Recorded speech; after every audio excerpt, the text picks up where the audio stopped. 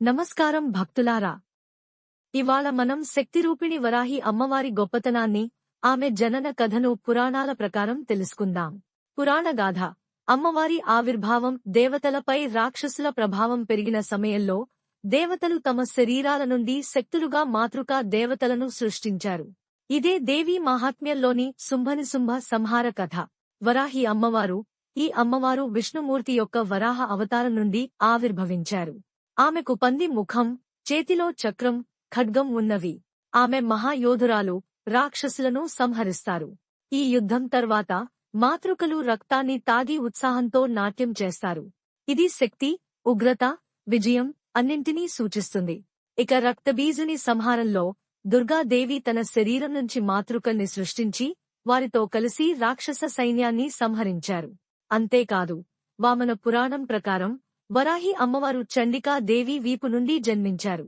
వరాహి అమ్మవారి విశిష్టతలు. వరాహి అమ్మవారు నాభి ప్రాంతంలో నివసిస్తూ మూలాధార, స్వాధిష్టాన, మణిపూరక చక్రాలను నియంత్రిస్తారు. ఆమె చేతిలో ఖడ్గం, తుప్పెడు ఉండి ఏనుగు లేదా ఎద్దుమీద స్వారీ చేస్తారు.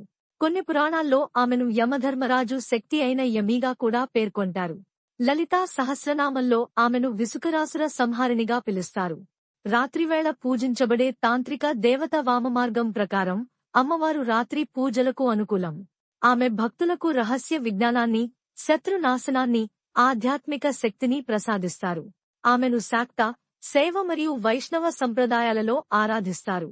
బౌద్ధమతంలో కూడా వజ్రవరాహి, మారీచి వంటి రూపాలతో దర్శనం ఇస్తారు. ప్రపంచంలోని ఆలయాలు. ఒడిశాలోని చౌరాసి గ్రామం, తమిళనాడులో తంజావూర్, కేరళలో త్రివేంద్రం, త్రిశూర్, నేపాల్లో పెవా సరస్సులోని తాల్ బరాహి ఆలయం ఇవి అమ్మవారి ప్రసిద్ధ ఆలయాలు. ముగింపు. ఇది వరాహి అమ్మవారి కథ, శక్తి, రక్షణ మరియు ఆధ్యాత్మిక ప్రకాశానికి ప్రతీక. ఇలాంటి మరిన్ని పవిత్రమైన నవరాత్రి వీడియోల కోసం మా ఛానల్ను సబ్స్క్రైబ్ చేయండి, లైక్ చేయండి, షేర్ చేయండి. జై వరాహి మాత.